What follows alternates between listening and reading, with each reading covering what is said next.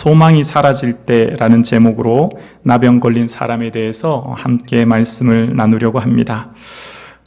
나병 환자분들이 모여서 사셨던 소록도라고 하는 섬이 있죠. 그 소록도에는 숫탄장이라고 하는 장소가 있습니다. 탄식의 장소라고 하는 의미가 있는데요.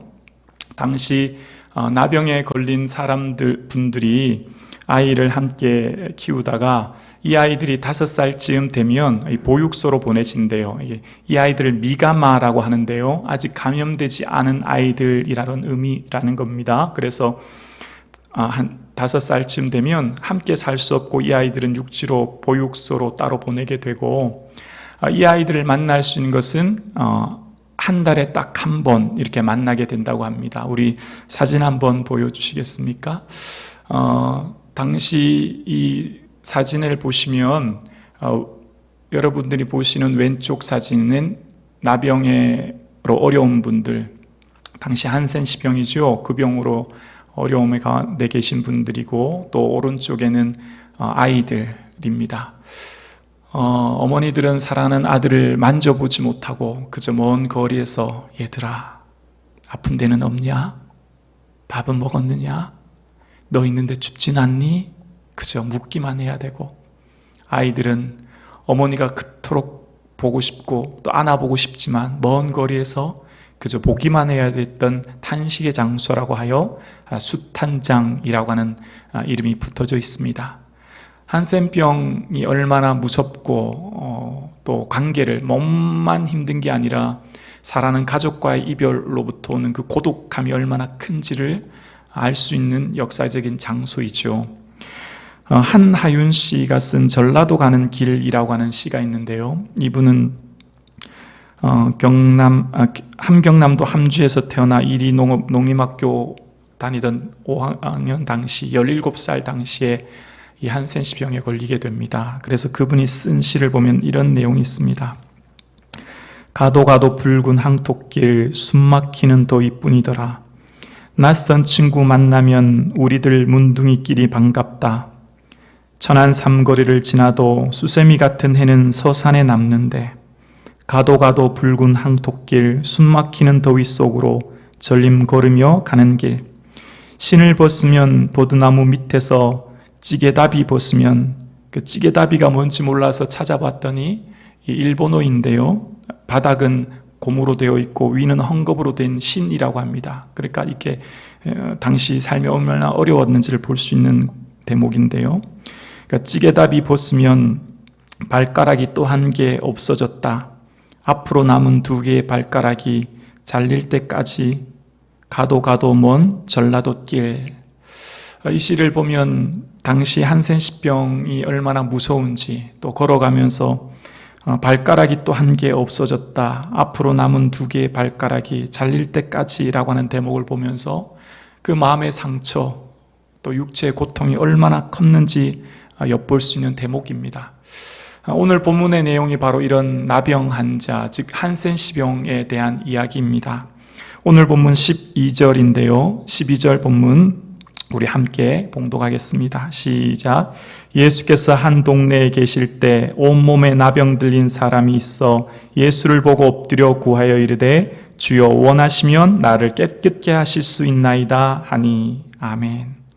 오늘 본문에 나온 나병 들린 사람 앞에 붙은 형용사가 온몸에라고 하는 단어입니다. 의사인 누가는 나병 들린 사람에 대한 정확한 진단, 기록을 하고 있는데요. 온몸에 나병 들린 사람이 오늘 본문에 등장합니다. 구약에 보면 나병 들린 한 사람 소개하는 것이 있는데, 민수기에 보면 민수기 12장에 미리암이 나병에 걸리지 않습니까? 그때 미리암에 대해서 그런 기록을 합니다. 그가 살이 반이나 썩어라고 하는 표현이 등장해요. 그러니까 이 나병이라고 하는 것이 살이 썩어 들어가는 아주 무서운 병임을 기록을 통해서 알 수 있습니다. 그뿐만 아니라 나병에 걸리게 되면 몸만 상처를 입는 것이 아니라 이제 진 밖에 그 공동체를 떠나야 하기 때문에 사랑하는 가족과 이별해야 되는 그 분리의 고통을 겪어야 했지요. 그뿐만 아니라 그들은 부정하다 부정하다 다닐 때마다 말해야 됩니다. 왜요? 자기를 만나는 사람들이 부정해질 수 있기 때문에 최소한 사람들을 만나기 50보 가까이는 더 갈 수 없는 거리도 유지해야만 했습니다. 그러니까 이 병은 단순한 육체의 질병뿐만 아니라 관계의 단절로 오는 심각한 마음의 상처 또 아픔을 겪어야만 했던 것입니다. 여러분, 우리가 몸이 아플 때 사랑하는 가족이 있으면 위로가 됩니다. 어머니나 아버지, 또 사랑하는 사람이 옆에서 병간호를 할 때 얼마나 위로가 됩니까? 그런데 그 사랑하는 가족마저 떨어져야 된다면 그 고통이야말로 얼마나 클지 상상할 수 없는 고통입니다. 오늘 본문에 보면 온몸에라고 하는 이 표현, 온몸에 나병 들린 사람이라고 하는 원어의 뜻은 나병으로 가득 찬 사람이라는 뜻입니다. 그러니까 단순히 손 한 부위, 몸의 한 부위가 아니라 이미 전신이 나병으로 가득 찼다는 말이죠. 무엇을 생각해 볼 수 있습니까? 이미 아무것도 기대할 수 없는 가장 절망적인 상황. 온몸이 나병으로 가득 채워짐으로 더 이상 희망할 수 없는 하루하루의 삶이 숨막히는 고통의 상황인 것을 생각해 볼 수 있습니다. 어쩌면 이 정도의 삶이 되면 내가 살아서 뭐하나, 스스로 내 삶을 마감해야 되지 않을까, 그런 생각마저 들지 않았을까 생각해 보게 됩니다. 오늘 본문에 등장하는 온몸에 나병 들린 사람의 고통처럼 어쩌면 지금 대한민국 또 이 시대 열방이 또 어쩌면 이 교회가 참 숨막히는 어려운 상황을 보내고 있지 않나 생각해 봅니다. 전 세계적인 감염병으로 인하여서 특히 경제 생활을 해야 될 이 소상공인 분들에게는 정말 절박한 상황이 바로 이 상황이라 생각되어집니다. 또 이 감염병으로 인하여서 교회와 성도들이 좀 위기를 겪고 있는 것이 사실입니다. 그러나 분명한 것은 이 위기는 반드시 우리 교회가 이겨낼 것입니다. 교회의 주인은 자기 피로 사신 예수 그리스도이시오 하나님이시기 때문에 주께서 이 모든 어려움을 우리로 하여금, 교회로 하여금, 성도로 하여금 능히 이길 힘 주실 줄로 믿습니다. 오늘 예배드리는 저와 여러분의 삶 가운데 이 위기의 상황 가운데 말씀을 통하여 새 힘 얻을 수 있기를 주님의 이름으로 축복합니다. 오늘 본문의 주인공은 나병균으로 가득 찬 사람이었지만 믿음균을 붙들어, 즉 믿음을 붙들어 절망을 이겨냈던 한 사람을 소개하고 있습니다. 그 사람, 즉 나병으로 절망 가운데 있던 사람이 선택한 한 가지가 있습니다. 아무것도 기대할 수 없고 아무것도 바랄 수 없는 절망의 위기 상황 가운데 그가 선택한 것 한 가지, 오늘 본문 12절에 보면 온몸에 나병 들린 사람이 있어 예수를 보고 엎드려 구하여 라고 이야기하고 있습니다. 오늘 본문에 나병 들린 사람이 한 선택은 그 고난, 위기, 어려운 상황을 해결할 수 있는 선택이 바로 예수 그리스도께 나가는 것이었습니다. 엎드려 구하다라고 하는 원어의 뜻은 얼굴에 바닥을 붙인다라고 하는 뜻입니다. 좀 더 정확하게 풀면 얼굴로 바닥을 만졌다라는 뜻이에요. 그 간절함, 그 애절함, 온몸을 주께 굴복함으로 주님만이 이 나병 고쳐줄 수 있습니다. 내 이 전신에 퍼진 나병은 오직 당신만이 이 병을 고칠 수 있습니다 라고 하는 절박함의 모습을 발견하게 됩니다. 그렇습니다. 위기와 어려움의 상황은 그 선택의 순간은 바로 예수 그리스도께 나가는 것입니다. 예수 그리스도 앞에 나아갈 때 주께서 은혜 주실 줄로 믿습니다. 지금 나병 걸린 사람의 절박함을 우리는 엿볼 수 있는데요, 인간의 연약함을 가장 절실히 느끼는 순간이 언제일까요? 질병이라고 하는 문제 앞에 섰을 때입니다. 내 몸이 질병이 들면 그 질병 앞에 우리가 얼마나 연약한 존재인지 금세 깨닫게 되어요. 왜냐하면 내가 할 수 있는 것이 아무것도 없거든요. 그 작은 질병 하나 가지고 마음이 얼마나 두려워지고 근심과 염려가 가득 차는지 몰라요. 그 질병이라고 하는 것은요, 우리가 얼마나 연약한 존재인지를 깨닫게 함과 동시에 그 질병의 때, 그 위기의 때, 그 고난의 때는요, 예수 그리스도께 엎드릴 때 때인 줄로 믿습니다. 지금 오늘 나병 환자가 예수님께 엎드립니다. 자, 그런데 모든 나병 환자가 예수님께 엎드릴까요? 모든 나병 환자가 나병이 걸렸을 때 예수님 찾아가서 엎드릴까요? 그렇지 않아요. 나병 환자가 예수님께 가서 엎드리는 것 자체가 굉장히 위험한 일이거든요. 나병 환자는 그 부정하다 말해야 되고, 그 부정하다 말하면서 정상인들과 거리를 유지해야 되는데, 그 거리를 유지 않고 가다가는 돌에 맞을 위기를 겪거든요. 목숨을 잃을 위기를 겪어요. 즉 예수님께 엎드리는 것 자체가 내 전 생명을 걸고 목숨 걸고 가는 거예요. 쉽지 않은 일이라고요. 그걸 왜 알 수 있나요? 나병 들린 사람에 대해서 누가복음 17장에도 등장하는데, 누가복음 17장에는요 10명의 나병 환자가 등장해요. 그때 나병 환자들의 모습은요 이렇게 말합니다. 한 마을에 들어가시니 나병 환자 10명이 예수를 만나 멀리 서서라고 이야기합니다. 이들은요 마을도 들어가지 못할 뿐만 아니라 멀리 서서 그냥 예수님만 바라볼 뿐이에요. 가는 것이 얼마나 위험한 일인지 모르기 때문입니다.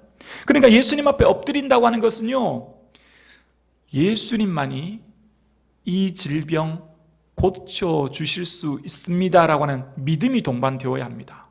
예수님은 내 나병을 고칠 수 있습니다라는 믿음이 있을 때 생명 걸고 가는 거거든요.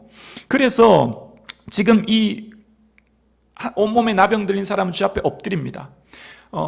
누가복음 17장에 예수님 앞에 멀리 서서 주여 우리를 긍휼히 여겨주셔서, 예수 선생이여 우리를 긍휼히 여겨주셔서 그렇게 고백하거든요. 그랬더니 그들이 고침받아요. 자, 그런데 그 뒤에 예수님께 나와 엎드리며 감사했던 한 사람이 등장합니다. 사마리아인이죠. 모두 다 나병에서 치유함을, 곧 깨끗함을 받고 다 돌아갔는데 누가요? 사마리아인 한 사람은 예수님께 엎드려서 감사해요.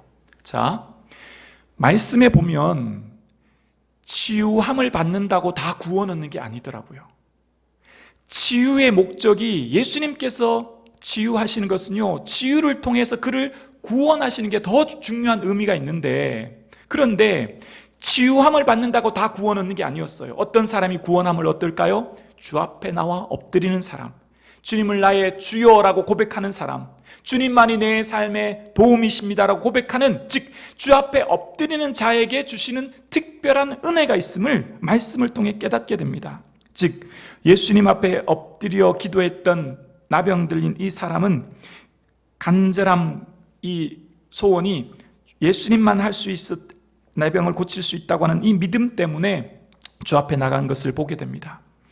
그렇습니다. 지금은 시대와 민족의 전 세계적인 위기의 상황 가운데 있죠. 그런데 이때 우리 성도님들에게는 이때를 위한 믿음이다. 아멘. 이 고백이 있을 수 있기를 주의 이름으로 축원합니다. 바로 이때 우리의 믿음의 능력을 발할 때인 줄로 믿습니다. 미래는 불확실성의 시대입니다. 미래를 알 수 없기 때문에 두렵죠. 그래서 미래는 하나님의 영역입니다. 하나님께서 지키시고 붙드시는, 즉 하나님의 섭리 안에 있음을 보는 것, 하나님의 인도하심을 바라보는 것. 그래서 지금 이 위기의 상황 가운데는 뭐 할 때일까요? 주의 성전에 엎드릴 때입니다. 주 앞에 나와 기도할 때입니다. 주께 예배할 때입니다. 구약에 보면 위기의 상황 가운데 주 앞에 항상 엎드리는 히스기야 왕, 또 수많은 사람들의 위기 상황 가운데 하나님 앞에 엎드려 그 위기를 구원함 받은 많은 사람들을 소개합니다. 오늘 이 위기의 상황 가운데 우리 몸이 물론 성전입니다. 그러나 중요한 것은 이 예배당이라고 하는 건물로서의 교회에 주 앞에 엎드려 이 시기에 기도하는 저와 여러분 되실 수 있기를 주의 이름으로 축원합니다. 과거 우리 믿음의 선배들은 얼마나 성전에서 엎드려 기도했습니까? 왜냐하면 하루하루 사는 게 위기였거든요. 당장 먹을 게 없고 아이들 교육비가 없으니 아이들 없고 성전에서 기도하는 게 일상 삶이었거든요. 근데 어쩌면 우리 삶이 너무 이미 부유해졌는지 몰라요. 이미 우리의 삶이 너무 편안해졌는지 몰라요. 그래서 우리에게는 어쩌면 이 절박함이 사라졌고, 우리에게는 어쩌면 이 기도의 좋은 습관이 사라졌는지도 모릅니다. 다시 한번 이 위기의 시간, 고난의 시간은 주 앞에 엎드리는 시간, 주의 도움을 구하는 시간, 주께 기도하는 시간 되시는 저와 여러분 되실 수 있기를 주님의 이름으로 축원합니다. 지금 이 시기는 바로 주 앞에 기도할 때인 것입니다. 여러분, 인생을 살아보면 내 힘으로 할 수 있는 것이 극히 적다는 것을 알게 되지 않습니까? 아니, 어쩌면 거의 없는 것 같습니다. 다 하나님 은혜 주셔야만 할 수 있는 것을 깨닫게 되어요. 여러분, 가장 작은 새가 벌새라고 하지 않습니까? 평균 한 5cm 정도 되는 작은 벌새는 1초에 날개를 한 40번에서 80번 퍼덕인다고 합니다. 1초의 말입니다. 놀랍지 않습니까? 어떻게 80번이나 날개를 휘저을 수 있겠습니까? 이 새는 이렇게 날개짓하여서 평균 한 800km 정도를 비행을 하는데 몸무게의 3분의 1을 다 소모한다는 것입니다. 왜냐하면 이 날개짓하는 이 열량을 소모하기 때문입니다. 그래서 이 벌새는 평균 보통 한 4년쯤 살아간대요. 그런데 세계에서 가장 큰, 하늘을 나는 새 중에 가장 큰 새가 바로 알바스트로라고 하는 새인데요. 이 새는 몸 길이가 한 90cm 정도 되고, 몸무게가 90kg 정도 되고, 몸 길이가 이 날개를 다 폈을 때 3.6m 정도 된다는 것입니다. 뭐 이렇게 제 팔을 펴도 1m 조금 넘는데 3.6m면 엄청난 길이 아닙니까? 이 새는 한번 날면 보통 3,200km 정도를 비행하게 되고, 또 평균 수명이 한 40-50년 정도 된다는 것입니다. 이 새의 특징은, 이 알바스트로라고 하는 새의 특징은 폭풍이 오면 대부분 새들은 나무숲에 숨기 시작하는데, 이 알바스트로라고 하는 새는 절벽 위에서 바람을 맞으면서 활강을 하기 시작한다는 것입니다. 이 새가 많게는 수천 킬로를 날 수 있는 이 힘은요, 바로 기류를 타기 시작한다는 거예요. 그래서 몸의 이 에너지의 98%는 상승 기류 때문에 날기 시작하고 약 2%만 몸의 에너지를 쓰기 시작한다는 거예요. 그래서 이 새는요, 한번 날기 시작하면 굉장한 먼 거리까지 비행할 수 있게 된다라고 하는 것입니다. 벌새는 절대 알바스트로를 따라가지 못할 것입니다. 왜냐하면 비행 방식의 차이가 있거든요. 벌새는 자기 힘으로 날개짓하여 날기 때문에 거리가 한정되어 있고 굉장한 에너지가 소모되죠. 그런데 이 알바스트로는 먼 거리를 비행할 때 비행 방법이 기류를 타고 움직이기 때문에 날개짓을 거의 하지 않기 때문에 힘을 최소화한다는 것입니다. 오늘 살아가는 저와 여러분의 삶이 어쩌면 위기와 고난을 맞았을 때 내 힘으로 살려고 애쓰며 노력할수록 우리는 더 지칠지도 모릅니다. 이럴 때일수록 우리는 주 앞에 모든 것을 내어 맡기고 주께 기도하고 의탁하는 저와 여러분의 삶 되실 수 있기를 주의 이름으로 축원합니다. 이때일수록 어쩌면 내 힘이 너무 세기 때문에, 내가 너무 하려고 하기 때문에 주님이 그냥 지켜보시는지 몰라요. 주님 도와주세요, 주님 인도해 주세요라고는 도움을 하지 않고 그저 내가 하려고 하는 것 때문에 주님은 그저 우두커니 지켜보는 것 아니겠습니까? 하나님을 의지하여 내가 담을 뛰어넘나이다, 다윗의 고백처럼 지금 우리 앞에 있는 이 큰 담은 주를 의지할 때만 뛰어넘게 될 줄로 믿습니다. 나병 환자의 간구가 이제 12절 등장하게 되는데요, 우리 간구의 내용을 12절을 통해서 한번 다 함께 읽어보겠습니다. 12절 다시 한번 읽겠습니다. 시작. 예수께서 한 동네에 계실 때 온몸에 나병 들린 사람이 있어 예수를 보고 엎드려 구하여 이르되 주여 원하시면 나를 깨끗하게 하실 수 있나이다 하니. 아멘. 자, 여러분 한번 생각해 보십시오.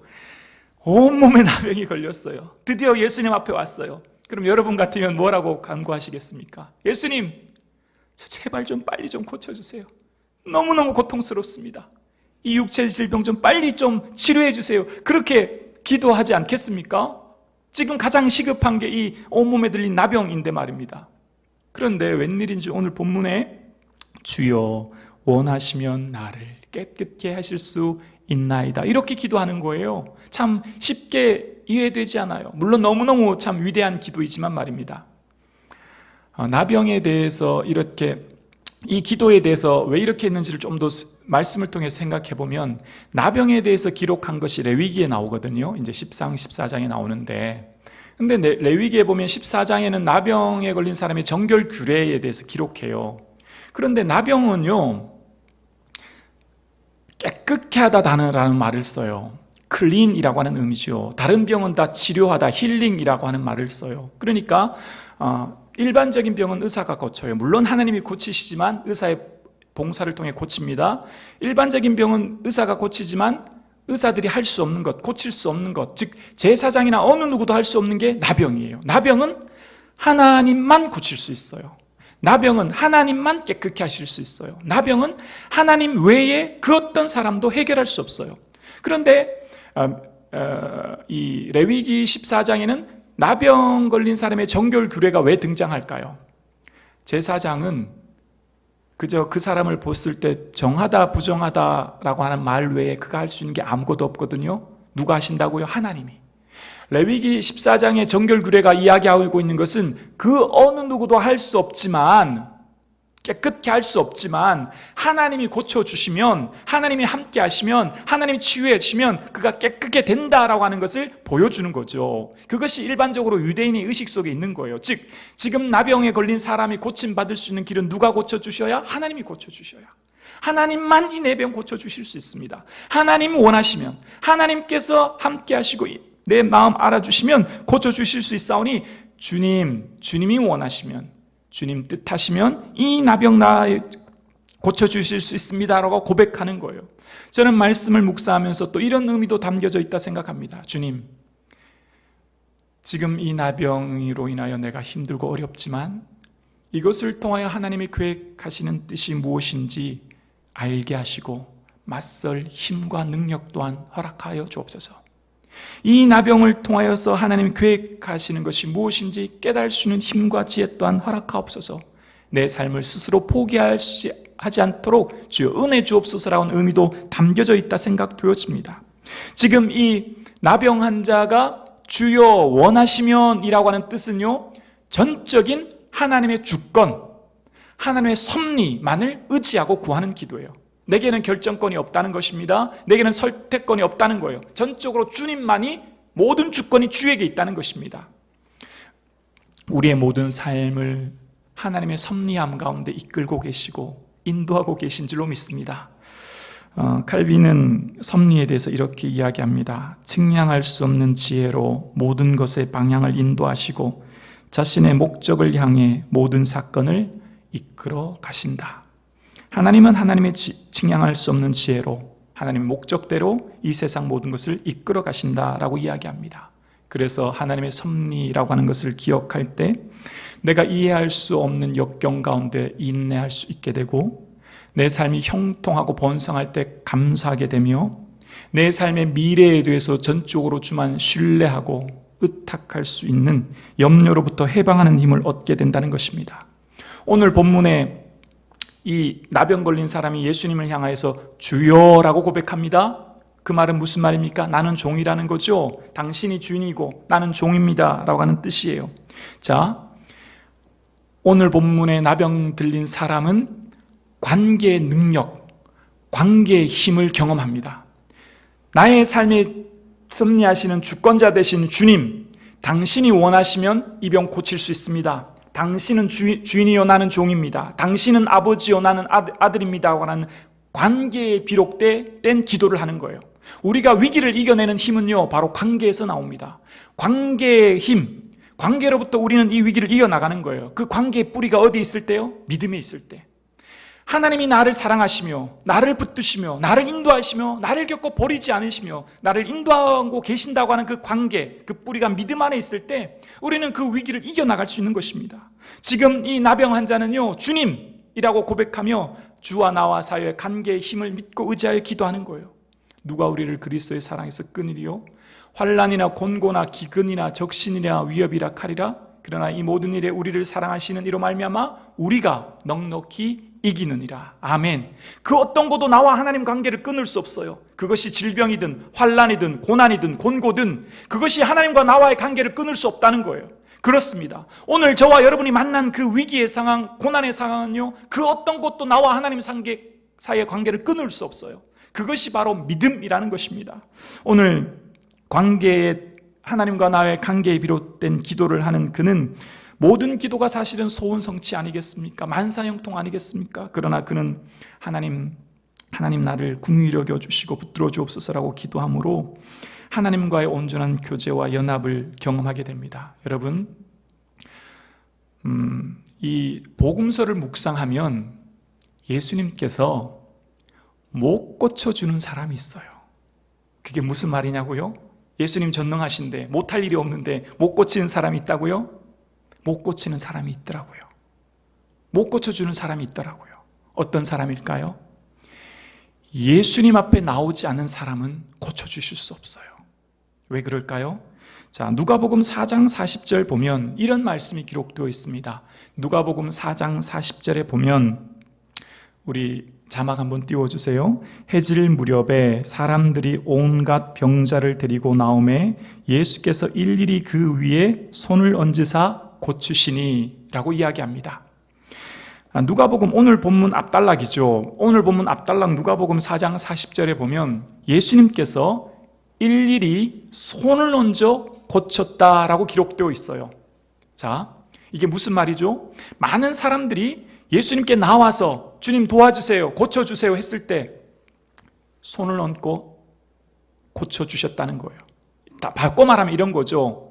예수님이 가시는 곳마다 전능하신 예수님, 못할 것이 없는 예수님, 이렇게 기도하실 수 있지 않습니까? 전능하신 아버지 하나님, 지금 이 땅 게네사렛에, 지금 이 갈릴리에, 지금 이 베데스다에, 지금 이 가나에, 가시는 지역에, 이 지역에 있는 모든 나병 환자 깨끗하게 고쳐주옵소서. 전능하신 주님, 지금 이 땅에 있는 모든 환자를 주여 깨끗하게 치유하여 주옵소서. 하나님께 기도할 수 있고 또 예수님의 권세로 이 땅에 있는 모든 질병은 예수 이름으로 명하니 깨끗게 될지어다 선포하면 다 깨끗게 될 것 아닙니까?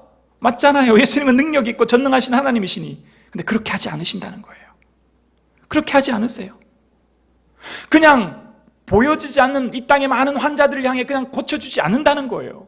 주님 앞에 나온 사람 일일이 하나하나 대면하고 뭘 말하는 걸까요? 만남을 이야기하는 거예요. 만남, 즉 관계를 이야기하는 거예요. 단순히 병 고치는 데 목적이 있는 게 아니라는 거예요. 병 고치는 게 목적이 아니라 예수 그리스도를 통해 구원 얻는 것, 예수께서 주 되심을 아는 것, 예수 그리스도를 통해서 전능하신 하나님을 아는 것이 더 중요하기 때문인 것입니다. 즉 일일이 손을 얹어 고치시는 것은 하나님께서, 예수 그리스도께서 인격적인 만남을 통해 육체의 질병뿐만 아니라 구원 얻게 하기 위한 주의 계획함이 들어져 있는 거죠. 오늘날 우리가요, 내시는 고통 알고 계세요, 주님께. 그런데도요, 구원은 나와 하나님과 나와 예수님과 1대1의 관계예요. 내가 예수 믿어 구원 얻는 거예요. 내 아버지 어머니의 믿음 때문이 아니라는 거죠. 내가 예수 믿어야 돼요. 내 질병, 내 문제, 내 고난도요, 내가 주 앞에 나와야 돼요. 물론 사랑이 많으신 주님이 형편처지 아시기 때문에 내가 어디에 있든 무엇을 하든 기도해도 우리의 기도를 들으시지만, 그러나 더 중요한 것, 지금은요 주 앞에 나올 때인 줄로 믿습니다. 주 앞에 나와 주와 1대1의 만남을 통해, 주를 대면함을 통해, 주와 관계를 통해, 주님과 나만의 아는 관계의 대면을 통해 주께 기도해야 돼요. 이 뒤에 보면 예수님이 한적한 곳에 기도하지 않습니까? 그게 뭘 말하는 것입니까? 한적한 곳은 원어는 사막을 얘기하는 거예요. 광야를 얘기하는 거예요. 예수님이 뭐 하신다고요? 하나님과 1대1의 관계, 대면하시는 거예요. 관계로 비롯된 기도를 주께 드리는 것입니다. 오늘 이 시대에 주님께서 저와 여러분에게 요구하는 게 뭘까요? 너와 나만 만나자는 거예요. 1대1의 대면의 관계를 하자는 거예요. 너와 나만의 긴밀한 대화를 나누자는 거예요. 그 무리 중에, 사람들 중에, 은연 중에 아니라 너 좀 나 좀 찾아와, 나랑 얘기하자, 나 좀 만나자. 주님이 지금 이 시대에 저와 여러분에게 요구하고 계시는 건 줄로 믿습니다. 지금은 주를 대면할 때예요. 주를 만날 때예요. 주와 관계할 때가 바로 지금 이 상황인 것입니다. 그렇게 해서 주님께서는요, 관계를 회복시키는 거예요. 관계를 회복시키는 거예요. 깨어진 아버지와 아들과의 관계, 죄로 허물로 죽어야 될, 영원히 죽어야 될, 지옥 백성 되어야 될 우리와 아버지 하나님과 예수 그리스도의 관계를 회복시킴으로 모든 관계가 새로워지는 거예요. 나병 환자의 치유함이 예수 그리스도와 관계가 회복되니 가정의 육체의 질병이 깨끗하게 됨을 통해 이웃과의 관계가 회복되고 공동체와의 관계가 회복되기 시작하는 것입니다. 그렇습니다. 지금 예수님께서는요, 주 앞에 나와야 될 때, 주를 만남으로, 인격적으로 대면함으로, 주와 함께함으로 주의 은혜를 누리라 말씀하고 계십니다. 지금 이 시기, 이때는 바로 주 앞에 나와 엎드릴 때요, 나와 주님과만 아는 긴밀한 기도의 때가 바로 오늘인 줄로 믿습니다. 오늘 여러 가지 위기와 어려움 가운데 있는 모든 성도님들의 삶에 엎드려 주 앞에 나와 주여 긍휼히 여겨 주옵소서 기도하는 저와 여러분 되실 수 있기를 주의 이름으로 축원합니다. 그렇습니다. 오늘 나병 환자의 사건을 통해서 보면 기도는 길지만 응답은 순간입니다. 고난은 길어도 기적은 순간입니다. 13절입니다. 13절 함께 읽어볼까요? 예수께서 손을 내밀어 그에게 대시며 이르시되 내가 원하노니 깨끗함을 받으라 하신대 나병이 곧 떠나니라.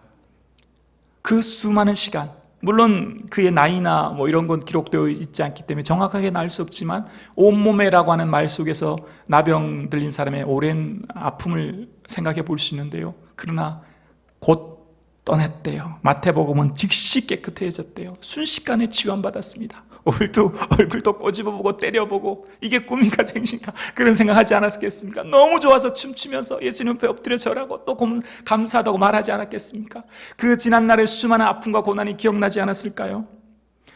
우리의 삶의 어려움과 고난의 시간, 기도는 긴 것 같지만요, 하나님의 때 허락하시면 응답은 순간에 응답되어지는 줄로 믿습니다. 우리의 고난의 시간이 길어도 하나님 함께 해주시면 그 문제는 순식간에 해결되는 줄로 믿습니다.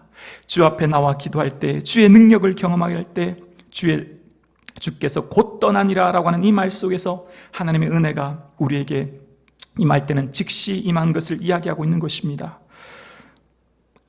나병 걸린 사람의 치유에 대해서 이 마가복음에 보면 예수께서 불쌍히 여기사 손을 내밀었다라고 하는 불쌍히라고 하는 단어가 이렇게 추가되어 있는데요. 불쌍히라고 하는 원어의 뜻은 동사로 쓸 때는 불쌍히 여긴다라고 하지만 명사로 쓸 때는 마음이라고 하는 단어와 창자라고 하는 의미가 담겨져 있어요. 그래서 의역하면 창자가 끊어진다, 애간장 타는 사랑 이런 의미라도 의역할 수 있는 거죠. 무슨 말입니까? 나병 환자를 만나는 순간 예수님께서는요, 그냥 말씀으로 고쳐주셔도 되지만 손을 또 대신다고 하는 것은 부드럽게 만진다는 것이거든요. 강조하는 의미가 담겨져 있어요. 그와 고난을 공감하시면서 마음을 함께 하시면서 치유해 주시는 주의 은혜를 바라보게 됩니다. 믿음은 행동을 동반하게 되고요, 사랑은 행동을 동반하게 됩니다. 주님께서는 이 나병 환자의 마음을 치유함과 동시에 그 마음을 헤아리시면서 고쳐주시는 것을 발견하게 됩니다. 오늘 이 위기의 시간, 어려움의 시간, 아프고 힘들 때 주 앞에 엎드려 기도하면 주께서 우리에게 위로해 주시고 소망해 주시고 은혜 내려 주실 줄로 믿습니다. 세상 어느 누구도 내 마음 모릅니다. 어느 누구도 알 수도 없어요. 그러나 예수님만 알고 위로해 주시는 줄로 믿습니다. 나병 환자의 그 고통 어느 누구도 몰라도 예수님만 창자가 끊어지는 아픔 속에 그를 기억하시는 은혜를 기록하고 있는 것입니다. 오늘 나병 들린 사람을 통해서 예수님과의 관계가 회복되자 그의 모든 삶의 관계가 회복되어지고 잃어버린 미래를 찾게 되어질 뿐만 아니라 오늘 나병 들린 사람의 깨끗게 됨은 부활을 연상케 되는 것을 발견하게 됩니다. 이런 은혜, 놀라운 은총이 저와 여러분의 삶 가운데 있어질 수 있기를 주님의 이름으로 축원합니다. 오히려 위로라고 하는 책에서 김재원 목사는 이런 얘기를 합니다. 먼저 이 저서를 쓴 김재원 목사는 그분이 태어날 때 부모님 모두 다 어머니 아버지 다 시각 장애인이셨다는 거죠. 그는 자랄 때도 원인 모를 이 신장병을 앓기 시작했다는 겁니다. 그분이 이제 신대원을 갔을 때, 신학대학원을 입학했을 때 형이 주일 봉사를 하러 간다고 어머니랑 또 이렇게 이 교회학교 친구 한 명을 태우고 운전을 하고 가다가 그만 중앙선을 넘어서 큰 사고가 나게 된다는 겁니다. 그래서 어머니가 이 한쪽 몸이 못 쓰게 되는 어려움을 겪게 되고 형은 또 중앙선 침범 때문에 옥고를 치료해야 되는 어려움을 겪게 되었대요. 그래서 그 시기는 형 옥바라지하고 어머니 병간호하고 또 아버지 식사 준비하고 하는 어려움 시간을 보낼 때 하나님 나에게 왜 이러시나? 우리가 놀러 가다 그런 것도 아니라 주일 봉사하다가 이런 어려움 당했는데 하나님 이렇게 하시면 어떡하나? 그 원망 불평 때문에 신앙생활을 제대로 하지 못했다라고 이야기합니다. 그러면서 그것으로 끝나면 좋은데 시간이 지나면서 형이 조카 둘을 내버려두고 그냥 갔다는 거예요. 그래서 조카 둘마저 돌봐야 되는 상황인데 또 아버지가 이 안마실 수술을 차려서 하는데 큰 홍수 때문에 그것이 다 빚만 남기고 다 망하게 생겼다는 거예요. 그래서 아버지는 심장병으로 갑자기 돌아가시고 또 얼마 지나지 않아 어머니도 치매가 오시더니 어머니도 돌아가게 가셨다는 겁니다.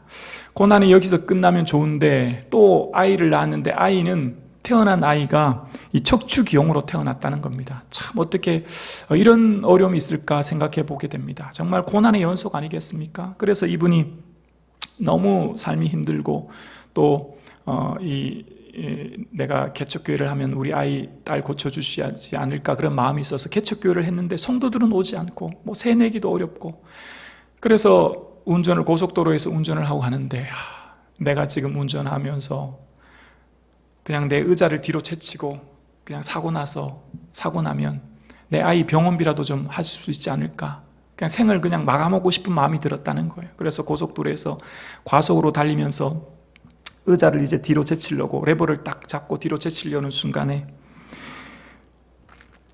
너의 등 뒤에서 너를 도우시는 주라고 하는 찬양이 마음속에서 막 솟구쳐 오르기 시작했다는 것입니다.